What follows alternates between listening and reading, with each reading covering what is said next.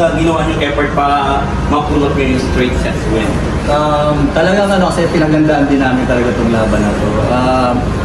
Siyempre, nandito na kami, so ginrab na lang namin itong opportunity na to, which is gumanda naman yung galaw ng mga players namin. Sabi ko, kahit nga yung linggo, hiniram na namin para lang makapag-train kami na maayos. So, worth naman yung pinagalan, yung sakripisyo na ginawa namin.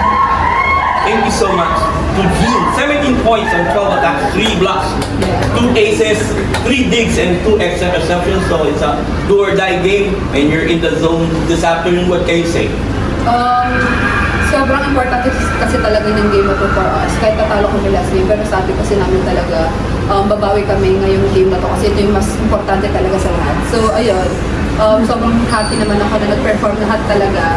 Like, nag-ambag talaga kahit yung mga nasa bench talaga. Tumulong din talaga para i-boost yung confidence namin sa lahat. Thank you so much. And lastly, to Julia, 3 points on 1 attack, 1 block, 1 ace, 2 digs, and 22 excellent sets. So how does it feel to make it to the next round to think that Captain was such a top 2? Siyempre, very, very happy ako na nag-show up talaga yung buong team today. Sobrang happy ako sa naging performance namin. Lalo na nung last set, kinapitan talaga namin yun. And wala. The Lord is so good kasi parang yun nga, syempre hindi maganda yung naging pagkatalo namin nung previous game kasi nakita namin na kayang-kaya namin eh. And parang sobrang nanghinayang kaming lahat dun sa larong yun. Kaya yun talagang pinaghandaan namin itong game na to. And yun nga, mindset talaga namin na this is the more important game compared to yung huling game namin. Kaya mas maganda rin na naipanalo namin itong laro na to. Thank you. Okay, the floor is open for question. Ayun din yung mga dulo, yung mga importanteng punto, siguro yung nag-deliver din ng third. Siguro ano lang tumatakbo sa isip mo nun para makakompleto yung panalo in straight sets. Kasi promise ko talaga kay Juju, last game talaga na, kukunin talaga natin yung game na yun. So parang yun din talaga yung tumatakot. Sabi ko kay Coach, kukunin natin to. So parang talagang inisip namin na ayaw namin mag-vacation agad. Yes. Kaya gusto namin like April or ano ba, kailan matatapos yun basta yun. Ayaw namin mag-vacation agad, siguro yun pa. Parang gusto pa namin, may improve pa kami sa team namin na kaya talaga namin, like tumaas pa. For Gene din, hindi na nakikita nga natin ang dulo, medyo may bela na binibigay halos na as a middle blocker na kumbaga yung group mo tuloy-tuloy. Sa kanya lang di ba halos nakafocus na yung defense of the main? Tinatakbo yung play ng mga time. Kasi, hindi po. Parang, pero more on porsyento sa kanya. Pero talagang tinatry ko pa rin pa sa akin yung iba. Kasi porsyento pa rin naman yung iba. Sadyang kay Bella lang talaga binibigay. So, mas na-advantage ko na siya. For Coach and Juju, talk us through lang po yung paniniwala na lang ng team na yun. After po nung 2-2 start sa conference, natalo po kayo ng 5 sunod. Then nanalo po kayo ngayon sa play-in. Nakalabanan niyo po natalo niyo na before. So parang yung confidence niyo po nasa na ngayon.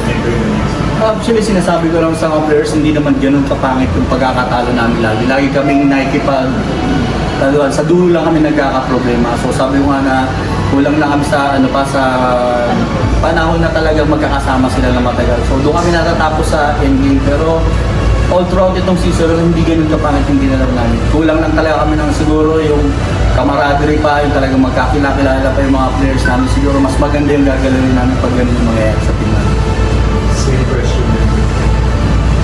Same answer din lang. Sorry, ano po ulit yun?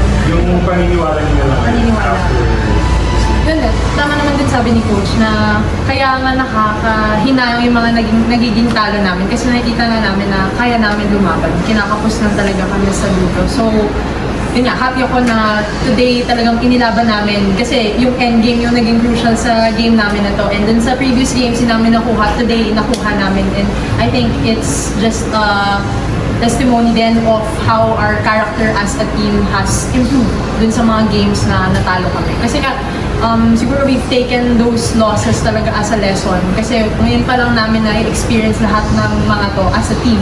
So, kinailangan namin yung pagdaanan to prepare us for moments like this. Game, yung FA days mo very explosive ka sa middle blocker. Then here comes yung 5-game losing streak. Parang ano yung para sa'yo na naging wake-up call na, ito pala ako, moment na ako? Siguro kasi, parang pinangatawanan ko din kasi yung, mga second draft pick din. Parang, syempre, may expectation din ako sa sarili ko na kailangan ko din mag-perform talaga ng maayos. Bilang balik na din sa galleries ko. So, yun din talaga pinanghawakan ko. Kaya, gusto kong ilabas yung laro ko talaga na meron din ako. Then, as a nerd and a leader, during those days na low scoring yung output ni Jane, paano mo na lang ball distribution or motivating your teammates? Parang hindi naman po ata naging low scoring si Jean. Parang po consistent na naman po siya double digits kasi nga very high yung percentage niya na makakuha ng kill. Kaya mataas din talaga yung tiwala naming teammates and coaches sa kanya. And yun, sobrang happy din lang ako for how she performed today and hopefully madala namin itong momentum na to, itong kumpiyansa na to into our next game moving forward. Coach, gano'n na lang kalaking bagay na you have this kind of talent, young talent sa team mo na you can rely on? Siyempre, nakakatuwa kasi hindi naman basta players yung dumating sa amin. Talagang makasasabay nyo rin sa high caliber players dito sa PBL.